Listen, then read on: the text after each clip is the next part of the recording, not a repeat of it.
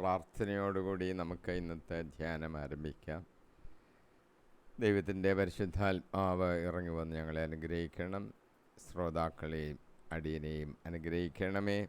നിൻ്റെ പരിശുദ്ധാത്മാനുഗ്രഹം ധാരാളമായി തരണമേ.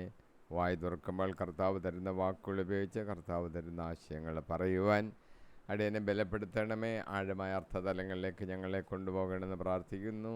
അത് ഞങ്ങളുടെ ജീവിതത്തിനും ശ്രവിക്കുന്ന എല്ലാവർക്കും മറ്റ് അനേകർക്കും അത് പ്രയോജനപ്രദമായി കർത്താവിലുള്ള വിശ്വാസത്താൽ ഉറച്ച് കൂടുതൽ ശക്തമായ കർത്താവിൻ്റെ പുത്രന്മാരായി ജീവിക്കുവാനുള്ള അനുഗ്രഹങ്ങളെ സ്വർഗഭണ്ഡാരത്തിൽ നിന്ന് തുറന്ന് ഞങ്ങൾ തരണമെന്ന് പ്രാർത്ഥിക്കുന്നു. യേശു കർത്താവിൻ്റെ നാമത്തിൽ തന്നെ ആമേൻ. ഇന്ന് നമ്മൾ ധ്യാനിക്കുന്നത് എഫേസ്യോസ് ലേഖനം 6-ാം അധ്യായം 10-ാം വാക്യം മുതലാണ്.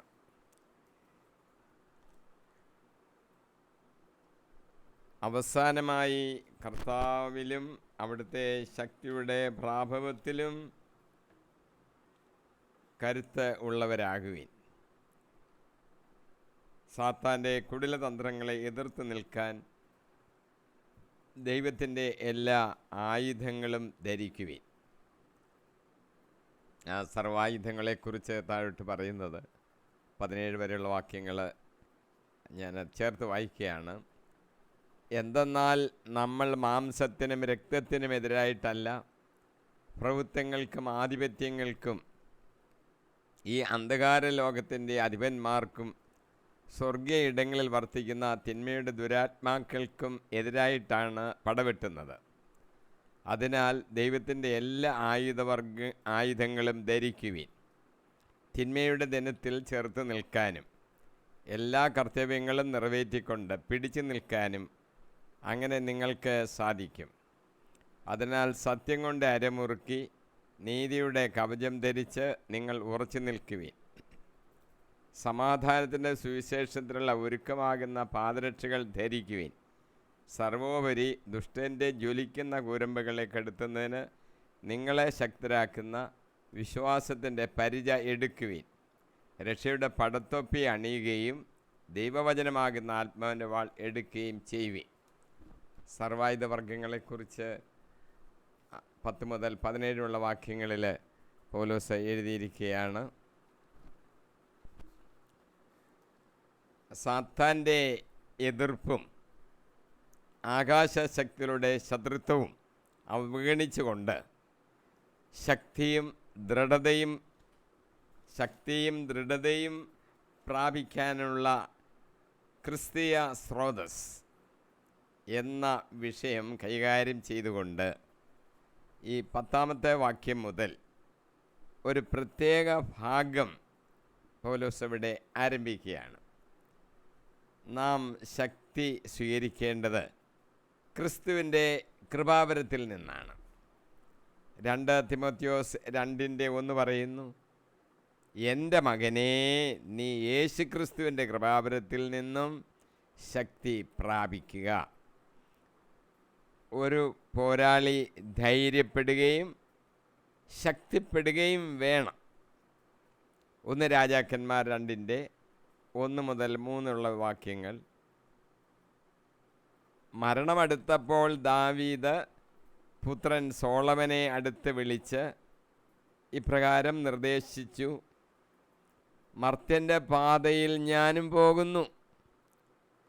ധീരനായിരിക്കുക, പൗരുഷത്തോടെ പെരുമാറുക, നിന്റെ ദൈവമായ കർത്താവിൻ്റെ ശാസനങ്ങൾ നിറവേറ്റുക.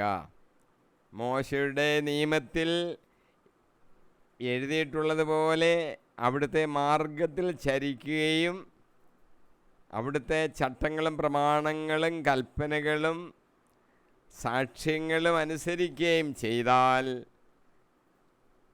ചെയ്താൽ നിൻ്റെ എല്ലാ പ്രവൃത്തികളും ഉദ്യമങ്ങളും വിജയം അണിയും. നമ്മുടെ ഉദ്യമങ്ങളും നമ്മുടെ പ്രവൃത്തികളും വിജയമണിയാൻ കർത്താവിൽ ആശ്രയിച്ച് ധൈര്യപ്പെട്ട് അവൻ്റെ കൽപ്പനകളെല്ലാം പാലിച്ച് അങ്ങനെ ചെയ്താൽ എല്ലാം വിജയമായി മാറും. ആത്മീയ പോരാട്ടമാണ് നമ്മൾ നടത്തുന്നത്. അതിന് ചില സവിശേഷതകളുണ്ട്. ഒന്ന്, അത് ഒരു ആന്തരിക യുദ്ധമാണ്. റോമർ 7 22-23 വാക്യങ്ങൾ പറയുന്നു, എൻ്റെ അന്തരംഗത്തിൽ ഞാൻ ദൈവത്തിൻ്റെ നിയമം ഓർത്ത് ആഹ്ലാദിക്കുന്നു. എൻ്റെ അവയവങ്ങളിലാകട്ടെ എൻ്റെ മനസ്സിൻ്റെ നിയമത്തോട് പോരാടുന്ന വേറൊരു നിയമം ഞാൻ കാണുന്നു. അത് എൻ്റെ അവയവങ്ങളിലുള്ള പാപത്തിൻ്റെ നിയമത്തിന് എന്നെ അടിമയാക്കുന്നു. രണ്ടാമതൊരു കാര്യം, ഇതൊരു ജഡിക പോരാട്ടമല്ല. ഞങ്ങളുടെ സമരായുധങ്ങൾ ജഡികമല്ല. ദുർഗമങ്ങളായ കോട്ടകൾ തകർക്കാൻ ദൈവത്തിൽ അവ ശക്തങ്ങളാണ്. ദൈവത്തെപ്പറ്റിയുള്ള അറിവിനെതിരായ വാദമുഖങ്ങളെയും ഔദത്യപൂർണമായ എല്ലാ പ്രതിബന്ധങ്ങളെയും ഞങ്ങൾ തകർക്കുകയും ക്രിസ്തുവിനെ അനുകരിക്കേണ്ടതിന് എല്ലാ ചിന്താഗതികളെയും കീഴ്പ്പെടുത്തുകയും ചെയ്യുന്നു. ഇത് ജഡികമല്ലെന്ന് നമ്മൾ ഓർക്കണം. ആത്മീയമായൊരു പോരാട്ടമാണ്. നമ്മളെ ക്രിസ്തുവിനെ അനുകരിക്കുന്നതിന് എല്ലാ ചിന്താഗതികളെയും കീഴ്പ്പെടുത്തുന്നു. നമ്മുടെ ചിന്തകൾ നമ്മുടെ ഇഷ്ടം പോലെ അങ്ങ് പോയാൽ പോരാ. ക്രിസ്തുവിനെ അനുകരിക്കാൻ വേണ്ടി നമ്മുടെ ചിന്താഗതികളെ പോലും നമ്മളെ കീഴ്പ്പെടുത്തണം. ഇത് വിശ്വാസത്തിൻ്റെ ഒരു പോരാട്ടമാണ്. 1 തിമോത്തിയോസ് 6:12 പറയുന്നു,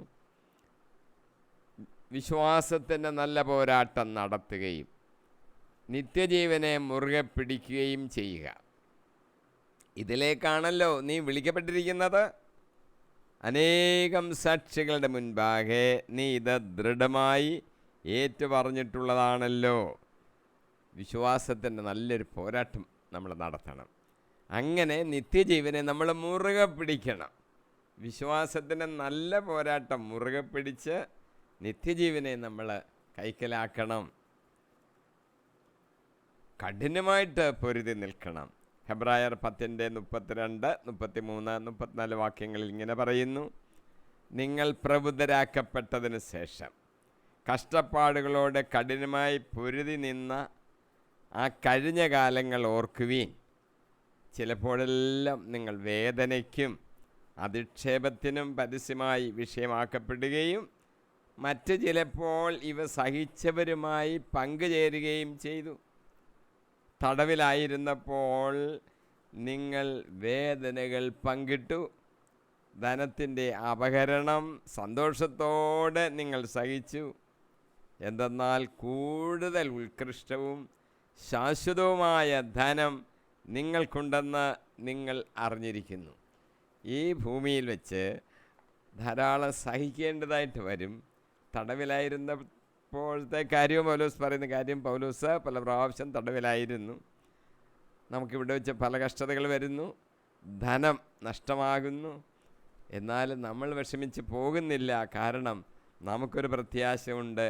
ഉത്കൃഷ്ടവും ശാശ്വതവുമായ ധനം നിങ്ങൾക്ക് അവിടെ നിക്ഷേപം അവിടെ ഉണ്ട്. സ്വർഗത്തിൽ നമുക്കെല്ലാം കിട്ടും തിരികെ. നമ്മളത് പ്രതീക്ഷിച്ചിരിക്കുക. ഇവിടെ കുറച്ച് പണമൊക്കെ നഷ്ടപ്പെട്ടു പോയി, ആരെങ്കിലും മോഷ്ടിച്ചുകൊണ്ട് പോയി എന്ന് വിചാരിച്ച് ജീവിതകാലം മുഴുവൻ വിഷമിച്ച് അങ്ങനെ ഇരിക്കേണ്ട യാതൊരു കാര്യവും ഇല്ല.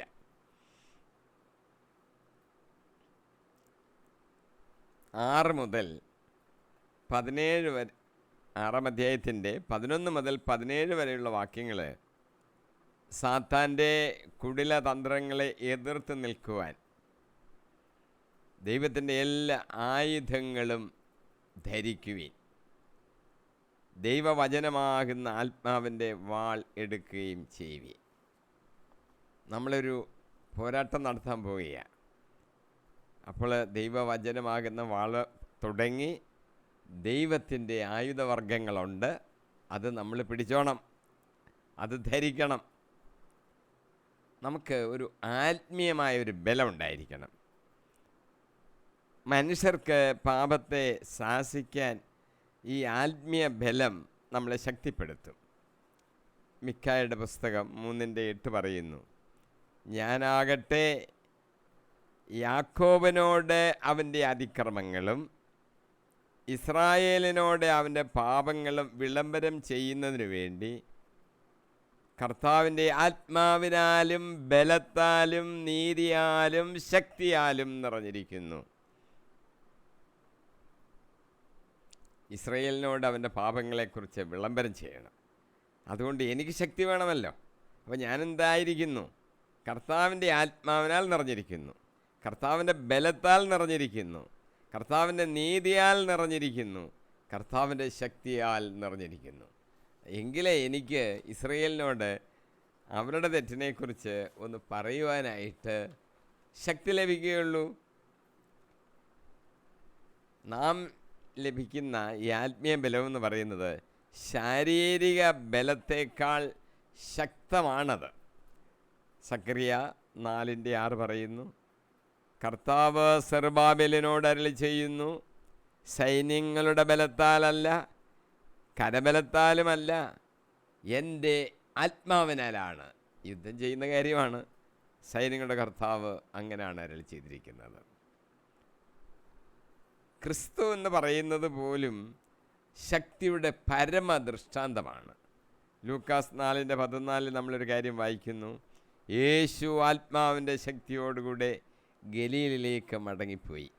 പരീക്ഷണങ്ങൾ കഴിഞ്ഞതിന് ശേഷമുള്ളൊരു കാര്യമാണ്.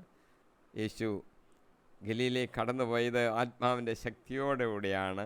അവൻ്റെ കീർത്തി സമീപ പ്രദേശങ്ങളിലെല്ലാം വ്യാപിച്ചു. ആരും പോയി വ്യാപിപ്പിച്ചതല്ല, കർത്താവിന് അത്രമാത്രം കീർത്തിയുണ്ട്, അതങ്ങനെ വ്യാപിച്ചു. പരിശുദ്ധാത്മാവ് വന്നു കഴിയുമ്പോഴും നമ്മൾ ശക്തി പ്രാപിക്കും. അതുകൊണ്ട് പരിശുദ്ധാത്മാവിന് വേണ്ടി നമ്മൾ പ്രാർത്ഥിക്കണം.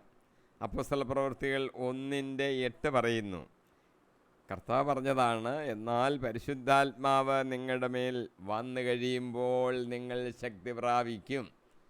ശക്തി പ്രാപിക്കണം, അത് പരിശുദ്ധാത്മാവ് വരുമ്പോൾ പ്രാപിക്കും. പരിശുദ്ധാത്മാവിന് വേണ്ടി പ്രാർത്ഥിച്ചുകൊണ്ടിരിക്കണം. അന്നങ്ങനെ സംഭവിച്ചു. നമുക്ക് സമൃദ്ധമായ കൃപാവരങ്ങൾ ലഭിക്കണം, കൃപകൾ ലഭിക്കണം കർത്താവിൽ നിന്ന്. അപ്പോസ്തലപ്രവൃത്തികൾ 4:33 പറയുന്നു, അപ്പോസ്തലന്മാർ കർത്താവായ യേശുവിൻ്റെ പുനരുത്ഥാനത്തിന് വലിയ ശക്തിയോടെ സാക്ഷ്യം നൽകി.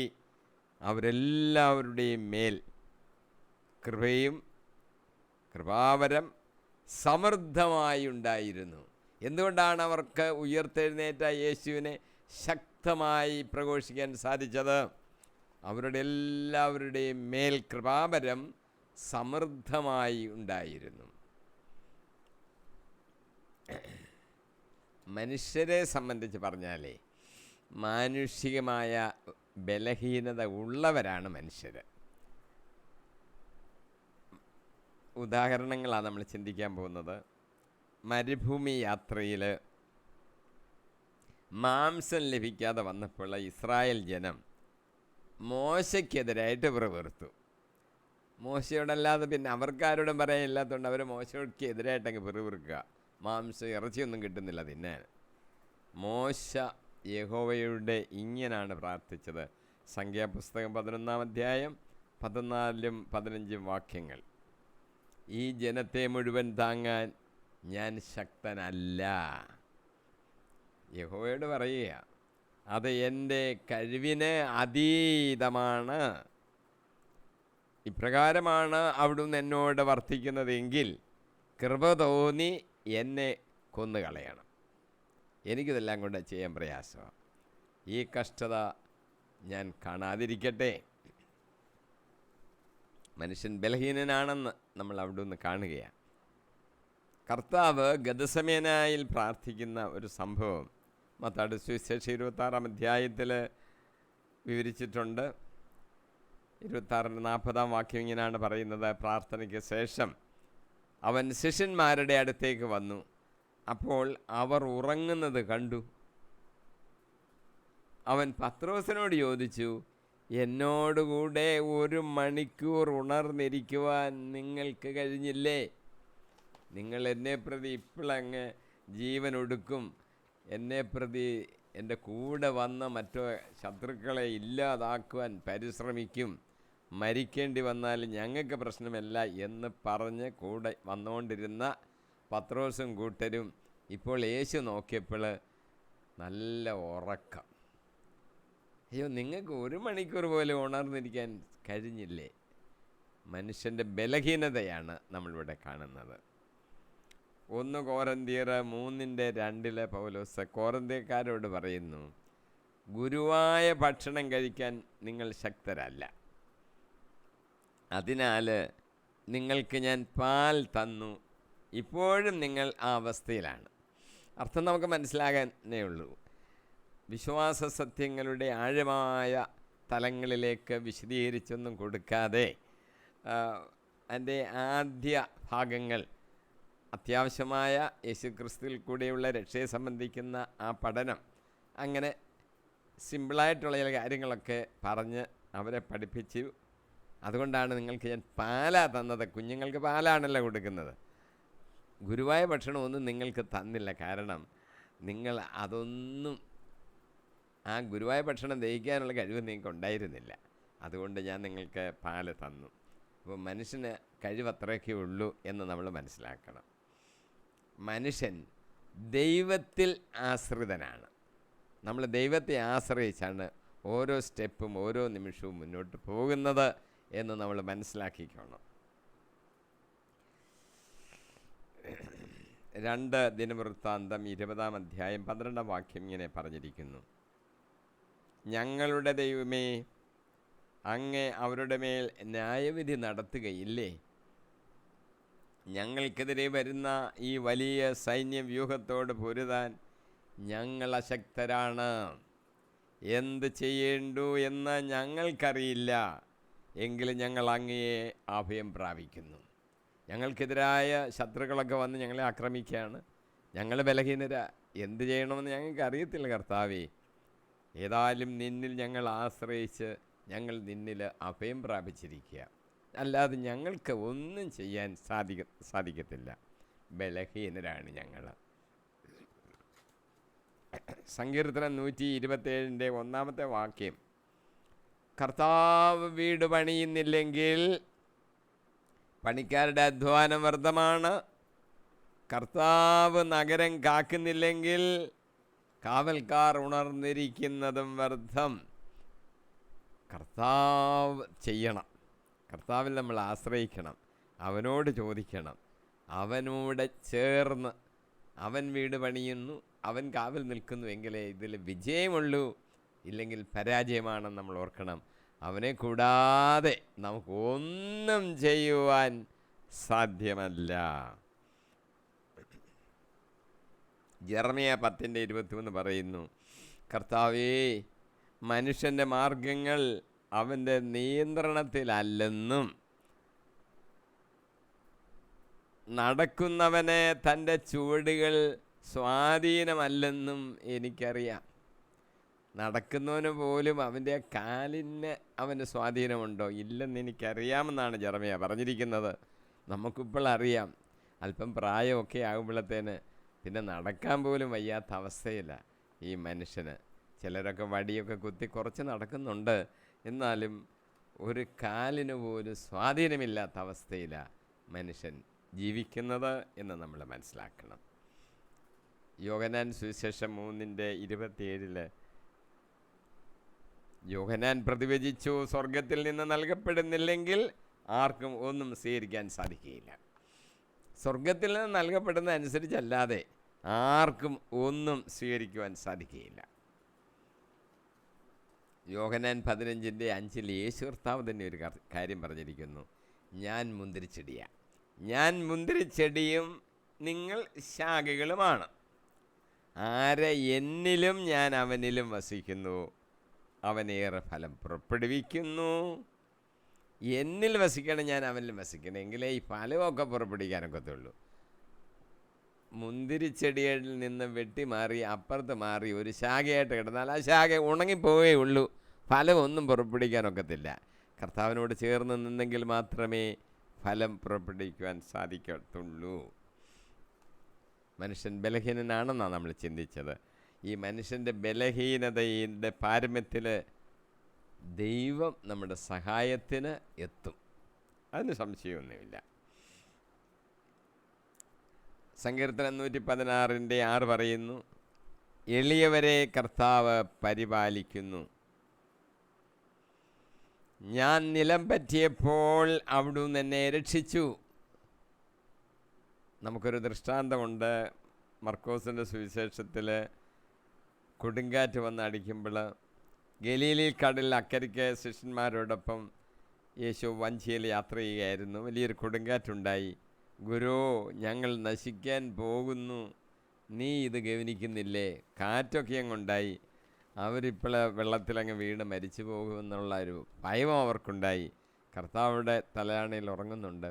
കർത്താവേ, നീ ഇത് ഗവനിക്കുന്നില്ലേ? മർക്കോസ് 4:39 പറയുന്നു, അവൻ ഉണർന്ന് കാറ്റിനെ ശാസിച്ചുകൊണ്ട് കടലിനോട് പറഞ്ഞു, അടങ്ങുക, ശാന്തമാകുക. കാറ്റ് ശമിച്ചു, പ്രശാന്തത ഉണ്ടായി. സാത്താന് കുടില തന്ത്രങ്ങളാണുള്ളത്. നാം എതിർത്ത് നിൽക്കാതെ അത് മാറിപ്പോകത്തില്ല. നാം ബലഹീനരായതുകൊണ്ട് ദൈവത്തിൻ്റെ സർവായുധ വർഗങ്ങൾ നാം ധരിക്കണം. അല്ലെങ്കിൽ കുടില തന്ത്രങ്ങളിൽ നമ്മൾ പരാജയപ്പെട്ടു പോകും. ഈ കുടില തന്ത്രങ്ങൾ എന്നുള്ള വാക്ക് പുതിയ നിയമത്തിൽ ഇവിടെ ഈ എഫെസസ് ലേഖനത്തിൽ മാത്രമേ ആ ഒരു പ്രയോഗം കാണുന്നുള്ളൂ. ഈ പിശാച് കുടില തന്ത്രങ്ങളുള്ളവനാണ്. അത് നമ്മൾ അറിഞ്ഞിരിക്കണം.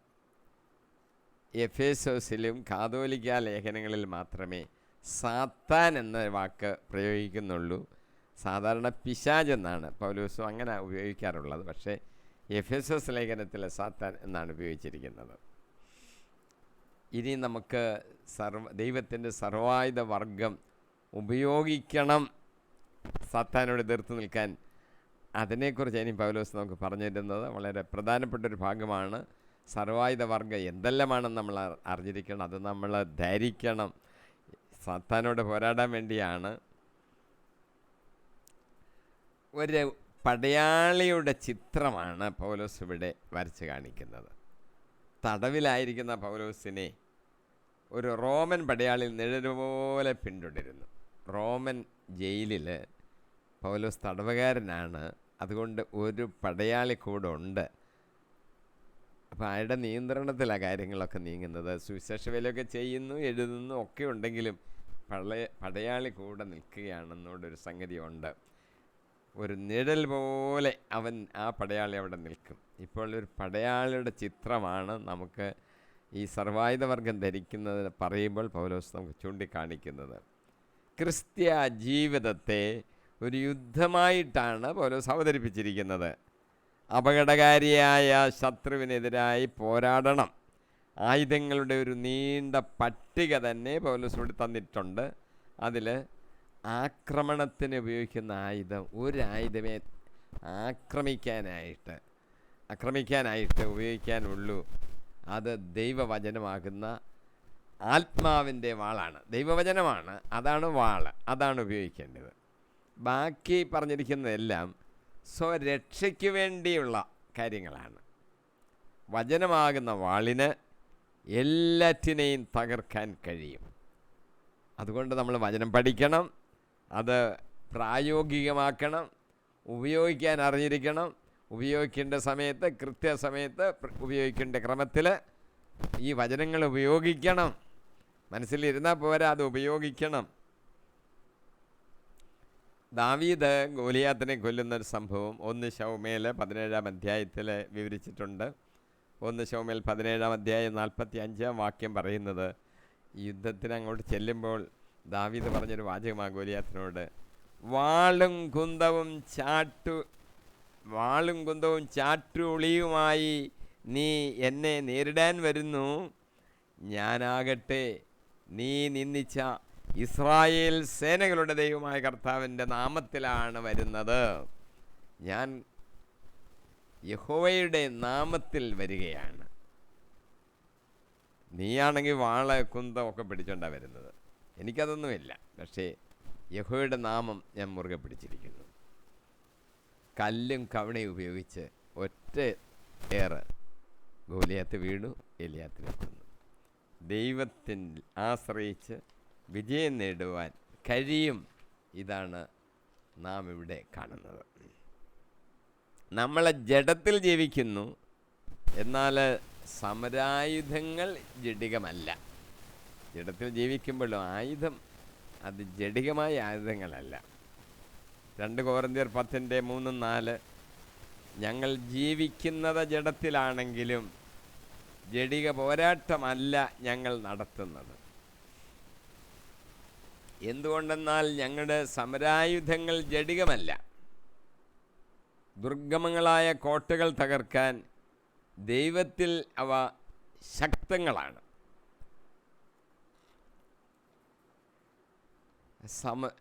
സമരായുധങ്ങളെക്കുറിച്ച് പൗലോസ് റോമാലേഖനം, കോറിന്ത്യസ് ലേഖനം, തെസ്സലോനിക്ക ലേഖനങ്ങളിലൊക്കെ ഇതിൻ്റെ സൂചനകളുണ്ട്. റോമാലേഖനം 13-ാം അധ്യായം 12-13 വാക്യങ്ങളിൽ ഇങ്ങനെ എഴുതിയിരിക്കുന്നു: രാത്രി കഴിയാറായി, പകൽ സമീപിച്ചിരിക്കുന്നു. ആകയാൽ നമുക്ക് അന്ധകാരത്തിൻ്റെ പ്രവൃത്തികൾ പരിത്യജിച്ച് പ്രകാശത്തിൻ്റെ ആയുധങ്ങൾ ധരിക്കാം. പകലിന് യോജിച്ച വിധം നമുക്ക് പെരുമാറാം. സുഖലോലുപതയിലോ മദ്യലഹരിയിലോ അവിഹിത വേഴ്ചകളിലോ വിഷയാസക്തിയിലോ കലഹങ്ങളിലോ അസൂയയിലോ വ്യാപരിക്കരുത്. നമ്മൾ എന്തെല്ലാം ചെയ്യണമെന്ന് പറഞ്ഞിട്ടുണ്ട്. പ്രകാശത്തിൻ്റെ ആയുധങ്ങളാണ് നമ്മൾ ധരിക്കേണ്ടത്. നമ്മൾ ജീവിക്കുന്നത് പോലും പകലിനെ യോജിച്ച വിധം ജീവിക്കണം. സുഖലോലുപത വേണ്ട, മദ്യലഹരി വേണ്ട, അവിഹിത വേഴ്ചകൾ വേണ്ട, വിഷയാസക്തിയിലെ കലഹങ്ങളിലെ അസൂയയിൽ ഒന്നും നമ്മൾ വ്യാപരിക്കരുത്. ഇതാണ് നമ്മൾ പ്രകാശത്തിൻ്റെ ആയുധങ്ങൾ. 2 കൊരിന്ത്യർ 6-ാം അധ്യായം 7-8 വാക്യങ്ങളിൽ പറയുന്നു: സത്യസന്ധമായ വാക്കിൽ, ദൈവത്തിൻ്റെ ശക്തിയിൽ, വലത്ത് കൈയിലും ഇടത്ത് കൈയിലുമുള്ള നീതിയുടെ ആയുധത്തിൽ, ബഹുമാനത്തിലും അവമാനത്തിലും സൽകീർത്തിയിലും ദുഷ്കീർത്തിയിലും ഞങ്ങൾ അഭിമാനിക്കുന്നു.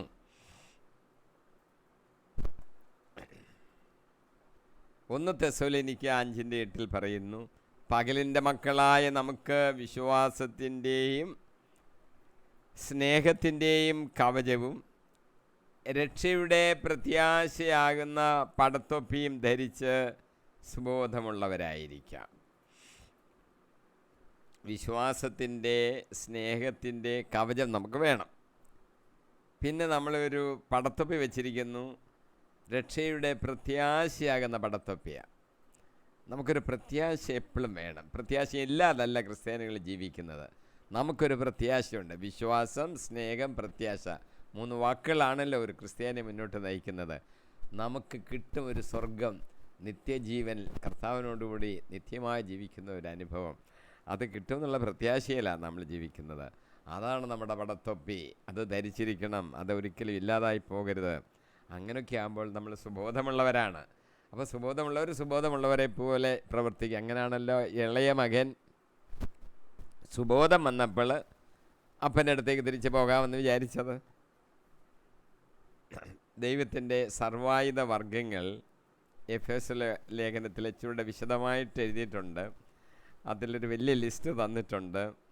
അത് ഉൾപ്പെടുത്തിയിരിക്കുന്ന ആയുധങ്ങളുടെ പേര് ഇതൊക്കെയാണ്: സത്യം, നീതി, സമാധാന സുവിശേഷത്തിനുള്ളായുള്ള ഒരുക്കമാകുന്ന ചെരുപ്പ്, വിശ്വാസം എന്ന പരിച, രക്ഷ എന്ന ശിരസ്ത്രം, ഹെൽമെറ്റ്, ദൈവവചനമെന്ന ആത്മാവിൻ്റെ വാൾ. ഇത്രയുമാണ് എഫേസസ് ലേഖനത്തിലെ പൗലോസ് ആയുധങ്ങളുടെ കൂട്ടത്തിൽ നമുക്ക് പേരെഴുതി തന്നിരിക്കുന്നത്. ഒന്ന് ഈ സത്യമാണ്. അരയ്ക്ക് ചുറ്റുമുള്ള അരിപ്പട്ടയായിട്ടാണ് സത്യത്തെ വിവരിച്ചിരിക്കുന്നത്. സാത്താൻ അസത്യം ഉപയോഗിച്ചാണ് പ്രധാനമായും യുദ്ധം ചെയ്യുന്നത്. ചിലപ്പോൾ ആ നുണ സത്യത്തിൻ്റെ മുഖംമൂടി ധരിച്ചിരിക്കും. സാത്താൻ്റെ അസത്യത്തെ വിശ്വാസികൾ ദൈവിക സത്യം കൊണ്ട് നേരിടണം. അത് സാധിക്കും. സത്യം മാത്രമാണ് നമ്മൾ പറയേണ്ടത്. അസത്യം പറഞ്ഞ് നമ്മളെ തോൽപ്പിക്കാനാണ് ഈ സാത്താൻ്റെ തന്ത്രം. ഈ പിശാചെന്ന് പറയുന്നത് എപ്പോഴും അസത്യം പറയുന്നവനാണ്. ആദ്യം ഹവ്വായെയും കൊണ്ട് പാപം ചെയ്യിക്കാനും പിശാച് ഉപയോഗിച്ച തന്ത്രമെന്ന് പറയുന്നത് ഈ അസത്യം പറയാനാണ്. ദൈവം അങ്ങനെ പറഞ്ഞിട്ടുണ്ടോ? ഇല്ലെന്ന് ഉള്ളൊരു തോന്നൽ കൊടുത്തിട്ട് അത് നല്ലതല്ലേ, നീ പറിച്ചു തിന്ന്, നീ അത് പറിച്ചു തിന്നാലേ നീ ദൈവത്തെ പോലെ ഇങ്ങനെ ആകും, അതുകൊണ്ടാണ് ദൈവം അത് പറയാതിരുന്നത്. അങ്ങനെ തോട്ടത്തിൽ നിൽക്കുന്ന ആ വൃക്ഷത്തിൻ്റെ പറിച്ചു തിന്നരുതെന്ന് ദൈവം പറഞ്ഞ വൃക്ഷത്തിൻ്റെ പഴം, നന്മതിന്മകളെക്കുറിച്ചുള്ള അറിവിൻ്റെ വൃക്ഷം, അത് പറിച്ചു തിന്നാനുള്ള പ്രേരണ കൊടുത്തത് ഈ കള്ളമൊക്കെ പറഞ്ഞ് ഹവ്വായെ പ്രേരിപ്പിച്ചതാണ്. അവൾ പറിച്ചു തിന്നു, പാപം ഈ ഭൂമിയിലുണ്ടായി. അങ്ങനെയാണ് പാപം ഈ ഭൂമിയിലോട്ട് വന്നത്, മരണവും ഉണ്ടായി. അപ്പോൾ കള്ളം കൊണ്ടാണ് പിശാച് മനുഷ്യനെ തോൽപ്പിക്കാനായിട്ട് പരിശ്രമിക്കുന്ന ഒന്നാമത്തെ ഒരു ആയുധം എന്ന് പറയുന്നത്. ഇനി നമ്മൾ ധരിച്ചിരിക്കേണ്ട രണ്ടാമത്തെ ആയുധമെന്ന് പറയുന്നത് നീതിയാണ്. അതൊരു കവചമായിട്ട് ഉപയോഗിക്കണം. ഹൃദയത്തെ മാർക്കവചം കൊണ്ട് സംരക്ഷിക്കാം. എല്ലാ വികാരങ്ങളുടെയും വിശ്വസ്തതയുടെയും ഇരിപ്പിടം ഹൃദയമാണ്. സാത്താൻ പലപ്പോഴും ആക്രമിക്കുന്നത് ഹൃദയത്തെയാണ്. ദൈവിക നീതിയാൽ മാറിടം സംരക്ഷിക്കപ്പെട്ട ഒരു വിശ്വാസിക്ക് പിശാചിൻ്റെ യാതൊരു ആക്രമണത്തെയും ഭയപ്പെടേണ്ടതില്ല. നമുക്ക് വികാരങ്ങളുണ്ടാകുന്നത്, വിശ്വസ്തത പാലിക്കുന്നത്, അതെല്ലാം ഹൃദയത്തിൽ നിന്ന് വരുന്ന കാര്യങ്ങളാണ്. ഹൃദയത്തിൽ നിന്നാണ് യേശു ഒത്തിരി കാര്യങ്ങൾ പറഞ്ഞിട്ടുണ്ട്. ദുശ്ചിന്ത, പരസംഗം, ഇങ്ങനെ എല്ലാ തെറ്റുകളും പാപങ്ങളും ഹൃദയത്തിൽ നിന്നാണ് ഇങ്ങനെ ഉണ്ടായി വരുന്നത്.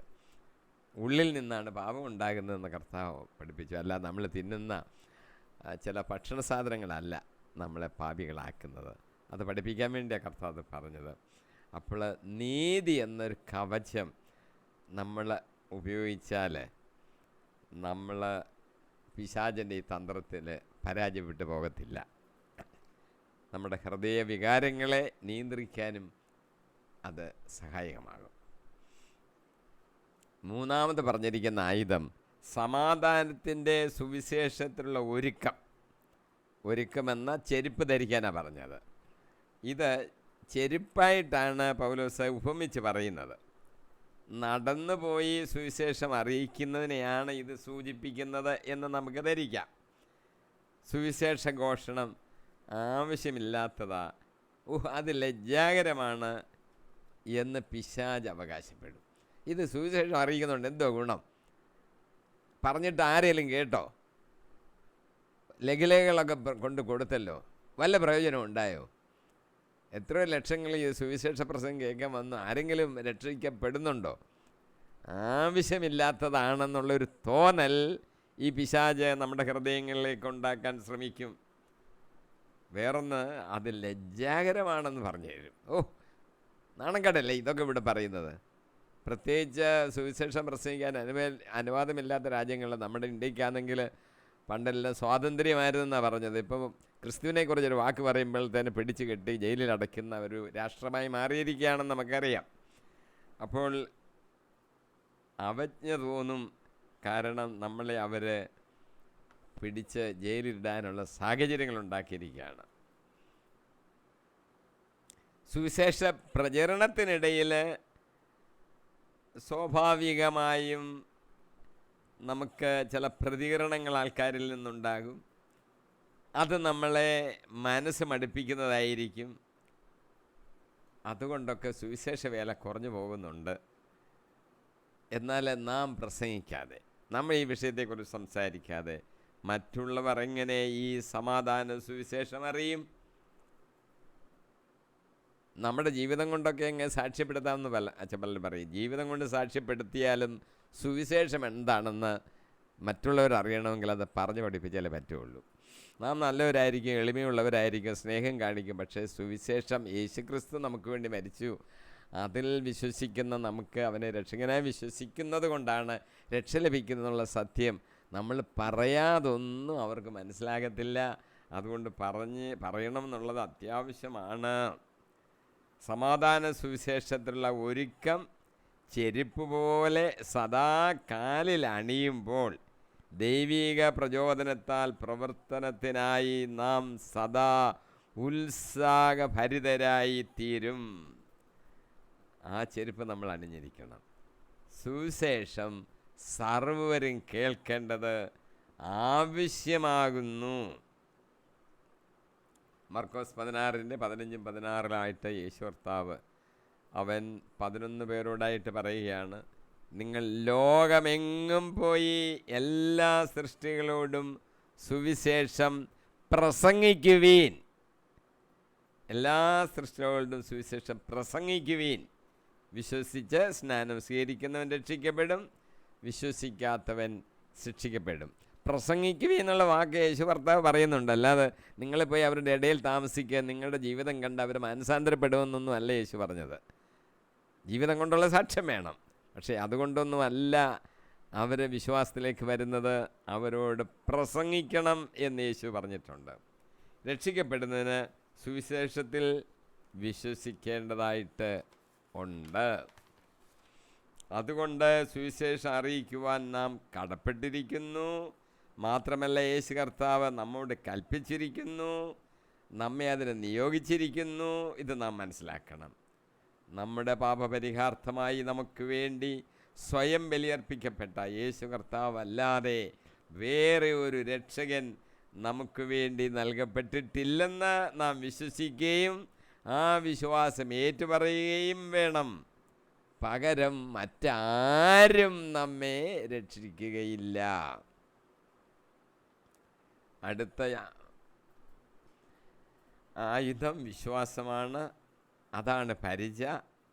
ദുഷ്ടൻ്റെ ജ്വലിക്കുന്ന കൂരമ്പുകളെ കെടുത്തുന്നതിന് വിശ്വാസികൾ ഈ പരിച ഉപയോഗിക്കണം. ആ പരിച നമ്മളെ ശക്തരാക്കും. വിശ്വാസത്താൽ ക്രിസ്തുവിൽ നമുക്ക് സമ്പൂർണ്ണമായി ആശ്രയിക്കുവാൻ സാധിക്കും. ക്രിസ്തുവുമായി വിശ്വാസത്താൽ വ്യക്തിപരമായ ബന്ധം സ്ഥാപിക്കണം. ഞങ്ങളുടെ കൂട്ടത്തിൽ ഞങ്ങളുടെ വീട്ടിൽ എല്ലാവരും വിശ്വസിക്കുന്നു എന്ന് പറഞ്ഞാൽ പോരാ, വ്യക്തിപരമായ ബന്ധം വിശ്വാസത്താൽ ക്രിസ്തുവുമായി നമുക്കുണ്ടാകണം.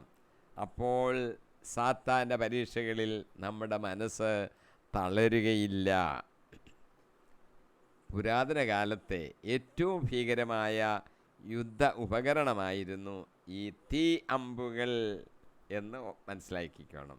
ചണം ചുറ്റി കീലിൽ മുക്കി തീ കൊളുത്തി എയ്യുന്ന തീയമ്പുകളെ തടയുവാൻ പോരാളികൾ ഉപയോഗിച്ചിരുന്നത് 2 മരഭാഗങ്ങൾ പശ വെച്ച് ഒട്ടിച്ച് ദീർഘ ചതുരാകൃതിയിലുണ്ടാക്കിയ പരിചകളായിരുന്നു. അപ്പോൾ തീയമ്പുകൾ ഇങ്ങോട്ട് വന്നാൽ ഈ പരിച കൊണ്ട് തടയാം എന്ന് മാത്രമല്ല, ആ അമ്പ് ആ മരത്തിലോട്ട് തറച്ച് കയറും. അപ്പോൾ തീ അങ്ങ് കെട്ടുപോകും. അങ്ങനെയാണ് ഈ തീയമ്പുകൾക്കെതിരായിട്ട് ഈ പരിച ഉപയോഗിക്കുന്നത് അന്നത്തെ കാലത്ത്. അത് വിശ്വാസമാണ് ആ പരിച എന്ന് പൗലോസ് ഇപ്പോൾ വ്യാഖ്യാനിച്ച് നമ്മളോട് പറയുന്നു. 5ാമത്തെ ആയുധം രക്ഷ എന്ന ശിരസ്ത്രമാണ്. കഴിഞ്ഞ കാലങ്ങളിലെ പാപങ്ങൾക്ക് ക്ഷമ ലഭിച്ചിരിക്കുന്നു എന്ന് മാത്രമല്ല, ഇനിയും ഉണ്ടാകാൻ പോകുന്ന പൈശാചിക ആക്രമണങ്ങളിൽ കൂടി നമുക്കും സംരക്ഷണം ലഭിക്കുന്നു. രക്ഷ നിത്യമാണ്, പൂർണ്ണമാണ്. രക്ഷ നിത്യമാണ്, പൂർണ്ണമാണ്. നമ്മൾ അങ്ങനെയുള്ള രക്ഷയാണ് നമ്മൾ പ്രതീക്ഷിക്കുന്നത്. നിത്യരക്ഷ, താൽക്കാലികമായി ഉണ്ടാകുന്ന ഒരു രക്ഷയെക്കുറിച്ചല്ല. രോഗം വന്നു, പ്രാർത്ഥിച്ചു, അല്ലെ മരുന്ന് കഴിച്ചു, സുഖമായി, രോഗത്തിൽ നിന്ന് രക്ഷ നേടി. ഈ ലോകത്തിലെ എല്ലാ അത്തരത്തിലുള്ള രക്ഷകളും താൽക്കാലികമായ രക്ഷകളാണ്. നമ്മൾ നിത്യ രക്ഷയെക്കുറിച്ചാണ് പഠിപ്പിക്കുന്നതും പറയുന്നതും ആൾക്കാർ വിശ്വസിക്കേണ്ടത്. അത് പൂർണ്ണമായ ഒരു രക്ഷയാണ്. 1 തെസ്സലോനിക്ക 5:8 പകലിൻ്റെ മക്കളായ നമുക്ക് വിശ്വാസത്തിൻ്റെയും സ്നേഹത്തിൻ്റെയും കവചവും രക്ഷയുടെ പ്രത്യാശയാകുന്ന പടത്തൊപ്പിയും ധരിച്ച് സുബോധമുള്ളവരായിരിക്കാം. രക്ഷയുടെ പടത്തൊപ്പിയെക്കുറിച്ച് യേശയ്യായും എഴുതിയിട്ടുണ്ട്. യേശയ്യായും ഈ രക്ഷയുടെ പടത്തിപ്പയെക്കുറിച്ച് എഴുതിയിട്ടുണ്ട്. യേശയ്യ 59:17. അവിടുന്ന് നീതിയെ ഉരസ്ത്രാണമാക്കി രക്ഷയുടെ പടത്തൊപ്പി ശിരസിൽ വെച്ചു. അവിടുന്ന് പ്രതികാരത്തിൻ്റെ വസ്ത്രം ധരിച്ചു, ക്രോധമാകുന്ന മേലങ്കി അണിഞ്ഞു. അവിടുന്ന് പറയുന്നത് യഹോവയെക്കുറിച്ചാണ്. നീതിയെ ഉരസ്ത്രാണമാക്കി രക്ഷയുടെ പടത്തൊപ്പി ശിരസിൽ വെച്ചു. പടത്തൊപ്പി ഈ രക്ഷ എന്നുള്ളതാണ്. അതിൽ പ്രത്യാശ അർപ്പിച്ചുകൊണ്ടാണ് നമ്മൾ മുന്നോട്ട് പോകുന്നത്. നമുക്ക് ആർക്കും ഒരു സംശയം വേണ്ട, നമ്മൾ ഈ ആയുധങ്ങൾ ഉപയോഗിച്ച് പോരാടിയാൽ പരാജയപ്പെടുമെന്ന്. കാരണം കർത്താവാണ് നമ്മളോടൊപ്പം. നമ്മൾ നിൽക്കുന്നെങ്കിലും സൈന്യാധിപൻ കർത്താവാണ്. ഇസ്രായേൽ ജനത്തിൻ്റെ യുദ്ധങ്ങളെയെല്ലാം വിജയപ്രദമാക്കി തീർന്നത് കർത്താവാണ്. യോശുവയോ അല്ലെ മോശയോ മുന്നോട്ടൊക്കെ നിന്നു എന്നുള്ളത് ശരിയാണെങ്കിലും കർത്താവാണ് യുദ്ധം ചെയ്തത്. നമ്മുടെ ജീവിതത്തിലും കർത്താവാണ് യുദ്ധം ചെയ്യുന്നത്. അവൻ നമ്മുടെ സമീപത്തുണ്ട്. നമ്മുടെ കർത്താവ് നമ്മുടെ സമീപത്ത് ഉള്ളതുപോലെ ഒരു മതത്തിൽപ്പെട്ടവർക്കും അവരുടെ ദൈവം അവരുടെ സമീപത്തില്ല. ജീവനുള്ള ദൈവം, ശക്തനായ ദൈവം, സൈന്യാധിപനായ ദൈവം നമ്മുടെ സമീപത്തുണ്ട്. അവിടുന്ന് പ്രതികാരത്തിൻ്റെ വസ്ത്രം ധരിച്ചു. പ്രതികാരം ചെയ്യുന്നവനാണവൻ. ക്രോധമാകുന്ന മേലങ്കി അണിഞ്ഞു. കരുണയും ദയയും ഒക്കെ നമ്മളോട് കാണിക്കും. പക്ഷെ ക്രോധമുണ്ട്, എതിർക്കും. ശത്രുക്കളോട് എതിർത്തവരെ ഇല്ലാതാക്കും. ഇസ്രായേൽക്കാരുടെ ശത്രുക്കളെയൊക്കെ എങ്ങനെ വെട്ടി വീഴ്ത്തിയെന്നൊക്കെ നമ്മൾ വായിച്ച് പഠിപ്പിക്കും. നമുക്കറിയാം കർത്താവ് ക്രോധമുള്ളതാണ്. അവൻ്റെ ക്രോധം ജ്വലിച്ചു എന്നാണ് ബൈബിൾ എഴുതിയിരിക്കുന്ന വാക്ക്. ജ്വലിക്കുന്ന ഒരു കോപമാവിൻ്റെ തീയിലിട്ട് ചുട്ടുകളയുന്ന പോലാക്കും. ആറാമത്തെ ആയുധം ദൈവവചനം തന്നെയാണ്. ദൈവവചനമാണ് ആത്മാവിൻ്റെ വാള്. സർവായുധ വർഗങ്ങളിൽ ശത്രുവിനെ എതിരായി പ്രയോഗിക്കുവാനുള്ള ഒരേ ഒരു ആയുധമാണ് വചനം ആകുന്ന വാള്. ഒരു ഭടൻ്റെ സ്വരക്ഷയ്ക്ക് വാൾ ആവശ്യമാണ്. സാത്താനെതിരെയുള്ള യുദ്ധത്തിൽ എതിരാളിയെ വചനം കൊണ്ട് കീഴടക്കാം. വചനം തക്ക സമയത്ത് വേണ്ടവണ്ണം ഉപയോഗിക്കുവാൻ പരിശീലനം പ്രാപിക്കുകയും വേണം. നമ്മൾ ഏത് ആയുധമാണെങ്കിലും ഒരു കാര്യം ശ്രദ്ധിക്കണം, ആയുധം ഉപയോഗിക്കാൻ ഉള്ള പ്രായോഗിക അറിവ് ഉണ്ടായിരിക്കണം. ഈ പറഞ്ഞ പല ആയുധങ്ങളുണ്ടല്ലോ, അതിനെ ഉപയോഗിക്കാൻ നമ്മൾ അറിയണം. വചനമാണ് എതിരിടാനുള്ള ആയുധം. പ്രയോഗിക്കേണ്ടത് എങ്ങനെയാണ് നമ്മൾ അറിയണം. തക്ക സമയത്ത് ഉപയോഗിക്കണം. അത് വേണ്ടവണ്ണം ഉപയോഗിക്കാൻ അതിനുള്ള പരിശീലനവും നമ്മൾ നേടണം. യേശു കർത്താവ് വചനം കൊണ്ട് പിശാചിനെ തോൽപ്പിച്ച സംഭവം നമുക്കറിയാം. 1-2 വാചകം മാത്രം ഞാനിവിടെ വായിക്കുകയാണ്. കല്ലുകൾ അപ്പമാക്കാൻ പിശാച് ആവശ്യപ്പെട്ടപ്പോൾ യേശുവിൻ്റെ മറുപടി.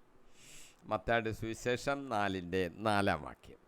മനുഷ്യനപ്പം കൊണ്ട് മാത്രമല്ല, ദൈവത്തിൻ്റെ നാവിൽ നിന്ന് പുറപ്പെടുന്ന ഓരോ വാക്കുകൊണ്ടുമാണ് ജീവിക്കുന്നത് എന്ന് എഴുതപ്പെട്ടിരിക്കുന്നു. എഴുതപ്പെട്ട വചനത്തിൻ്റെ കാര്യമായി പറയുന്നത്. ഇനി എഴുതിയിട്ടില്ലെന്നൊന്നും ആരും വിചാരിക്കണ്ട. എഴുതപ്പെട്ട വചനത്തിൻ്റെ കാര്യമാണ്. മനുഷ്യൻ ജീവിക്കുന്നത് ദൈവത്തിൻ്റെ നാവിൽ നിന്ന് പുറപ്പെടുന്ന ഓരോ വാക്കുകൊണ്ടുമാണ്. ആ ഓരോ വാക്കിനും പ്രാധാന്യമുണ്ട്. പൊതുവായിട്ടൊരു അർത്ഥമല്ല, ഒരാശയമല്ല. ആ ഓരോ വാക്കിനും പ്രത്യേകതയുണ്ട്. അത് ഏത് വാക്ക് ഉപയോഗിക്കണമെന്ന് ദൈവത്തിന് അറിയാവുന്നത് കൊണ്ടാണ് പരിശുദ്ധാത്മാവിനാൽ പ്രേരിതരായ ഈ എഴുത്തുകാർ ആ വാക്ക് ഉപയോഗിച്ചിരിക്കുന്നത്. അതുകൊണ്ട് ഓരോ വാക്കിനും അർത്ഥമുണ്ട് എന്ന് നമ്മൾ മനസ്സിലാക്കണം. ആ വാക്കുകൊണ്ടാണ് മനുഷ്യൻ ജീവിക്കുന്നത്. തുടർന്ന് യേശു 1-2 കാര്യങ്ങളുടെ പിശാചിനോട് പറഞ്ഞിട്ടുണ്ട്. മത്തായി 4:7, നിന്റെ ദൈവമായ കർത്താവിനെ പരീക്ഷിക്കരുത് എന്നുകൂടി എഴുതപ്പെട്ടിരിക്കുന്നു. മത്തായി 4:10, സാത്താനെ ദൂരെ പോകുക, എന്തെന്നാൽ നിന്റെ ദൈവമായ കർത്താവിനെ ആരാധിക്കണം, അവനെ മാത്രമേ പൂജിക്കാവൂ എന്ന് എഴുതപ്പെട്ടിരിക്കുന്നു. അത് നമ്മൾ ഓർത്തോണം. അതാണ് വചനം. അത് തക്ക സമയത്ത് പ്രയോഗിക്കണം. ഇവിടെ കർത്താവ് പറയുമ്പോൾ ഒരു കാര്യം നമ്മൾ ശ്രദ്ധിക്കണം. കർത്താവിനെ മാത്രമേ ആരാധിക്കാവൂ, അവിടുത്തെ മാത്രമേ പൂജിക്കാവൂ എന്ന് എഴുതപ്പെട്ടിരിക്കുന്നു. ഇത് എഴുതപ്പെട്ടൊരു കാര്യമാണ്. കർത്താവിനെ മാത്രം ആരാധിക്കണം, അവനെയാണ് പൂജിക്കേണ്ടത്. പക്ഷേ വിശ്വാസികളെന്ന് പറയുന്നവരുടെ ഇടയിൽ പോലും ഈ ആരാധനയും പ്രാർത്ഥനയും കർത്താവിനോട് മാത്രമല്ലാതെ വേറെ ചിലയിടത്തോട്ടൊക്കെ തിരിഞ്ഞു പോകുന്നു എന്ന് നമുക്ക് കാണുവാൻ സാധിക്കും. കർത്താവിനോട് പറഞ്ഞാൽ രക്ഷ കിട്ടത്തില്ലേ? കർത്താവ് പഠിപ്പിച്ച പ്രാർത്ഥനയിൽ സ്വർഗസ്ഥനായ പിതാവേ എന്ന് വിളിച്ച് പ്രാർത്ഥിക്കാനാണ് പറഞ്ഞത്. സങ്കീർത്തനത്തിൽ പറയുന്നുണ്ട്, അവൻ എൻ്റെ നാമം അറിഞ്ഞതുകൊണ്ട് ഞാൻ അവനെ രക്ഷിക്കും. കർത്താവിൻ്റെ നാമം അറിഞ്ഞ് അവനെ വിളിച്ച് എല്ലാം നമുക്ക് കിട്ടും. സൈഡിലോട്ട് തിരിഞ്ഞ് പോകണ്ട, ഇടം വരെ ഒന്നും തിരിയേണ്ട കാര്യമില്ല. ദൈവവചനമാകുന്ന ഇരുതല വാളിനെക്കുറിച്ച് പൗലോസ് ഹെബ്രായ ലേഖനത്തിലും ഒരു വാചകം എഴുതിയിരിക്കുന്നു. ഹെബ്രായർ 4:12, ദൈവത്തിൻ്റെ വചനം സജീവവും ഊർജ്ജസ്വലവുമാണ്, ഇരുതല വാളിനേക്കാൾ മൂർച്ചയേറിയതും ചേതനയിലും ആത്മാവിലും സന്ധിബന്ധങ്ങളിലും മജ്ഞയിലും തുളച്ച് കയറി ഹൃദയത്തിൻ്റെ വിചാരങ്ങളെയും നിയോഗങ്ങളെയും വിവേചിക്കുന്നതുമാണ്. ദൈവവചനത്തിൻ്റെ ശക്തി, ആ വാചകം നമ്മളെ പഠിച്ചു വച്ചിരിക്കുന്ന ഏറ്റവും നല്ലതാണ്.